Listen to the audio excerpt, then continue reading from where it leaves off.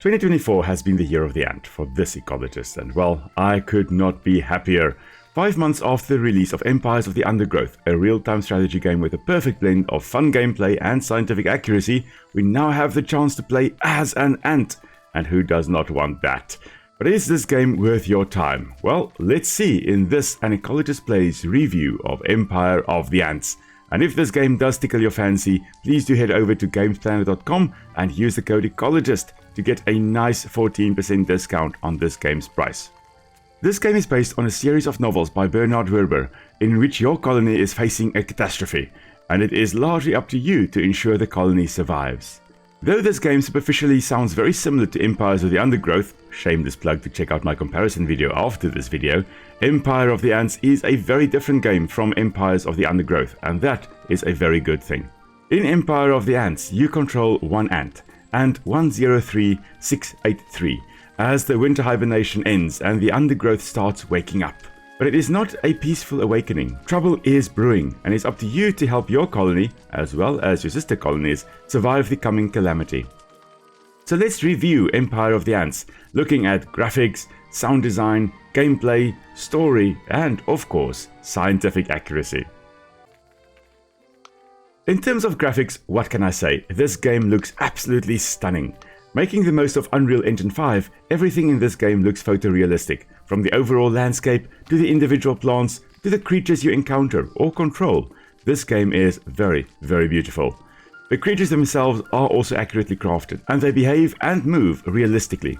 This game is indeed very, very flashy, but is that flash backed up by rolling thunder or a disappointing plop? Thankfully, the sound design is spot on.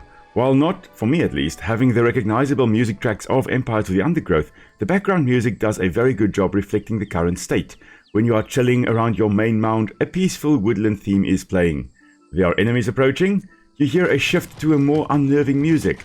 Two legions are full on fighting, well, the music reflects that. But never is the music the main focus. It is there to immerse you and give you cues of what is going on. The creature sounds are also marvelous to hear, from the pitter-patter of ant or termite tarsi, yes, that's what invertebrate feet are called, to the chirp of aphids in distress, or the rumble of a legion of door beetles in combat. The sound immerses you fully in the miniature world. In terms of game design, there are many good things to say about this new entry into the strategy genre. One thing to note though, this game does not have difficulty options, but depending on your playstyle and how you enjoy your games, this may be either positive or negative. The level design is brilliant. Empire of the Ants lets you explore a proper three-dimensional world, within bounds of course. You will drown if you try to go for a swim, and you cannot climb trees outside the map boundaries, but other surfaces are fully climbable. Want to have a good overview of the battle as you maneuver your legions? Climb that plant right over there. Want to fly? Run full speed over a boulder and watch yourself fly off the other side thereof.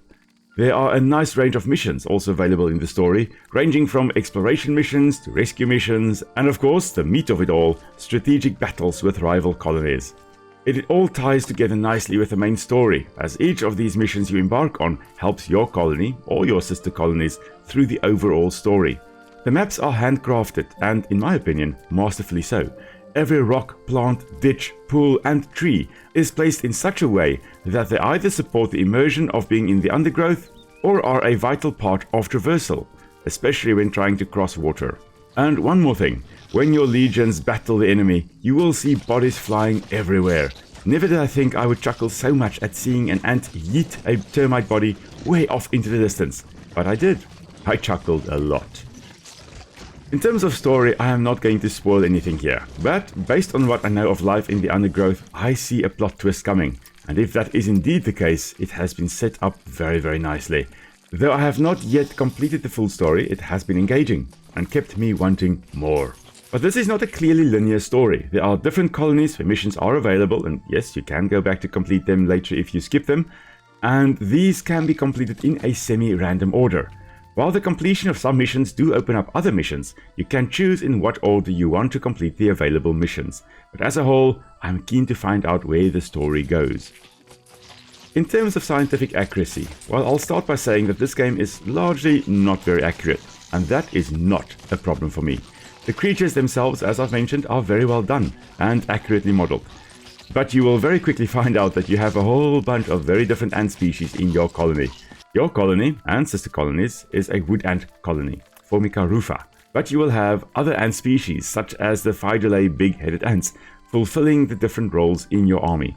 You will also have some beetles, door beetles, rose chafers, and rhino beetles joining the fight, as well as snails.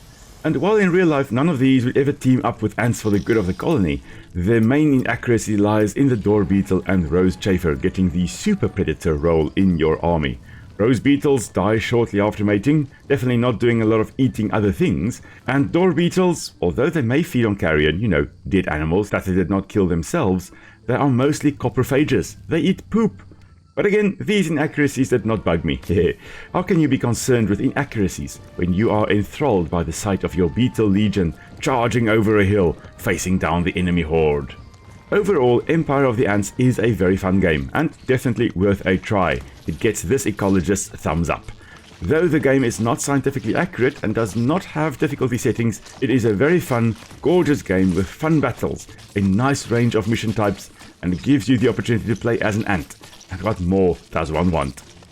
If you want to see how this game compares with Empires of the Undergrowth, do check out the video over there. I will also be doing a playthrough of Empire of the Ants, looking at the ecology of the plants and animals we encounter, so subscribe to the channel if that is something you would like to see. I also have a Discord channel for An Ecologist Plays, linked below, for those of you who would like to discuss all things nature related there. And until next time everybody, stay safe. I'll see you all soon. Cheers!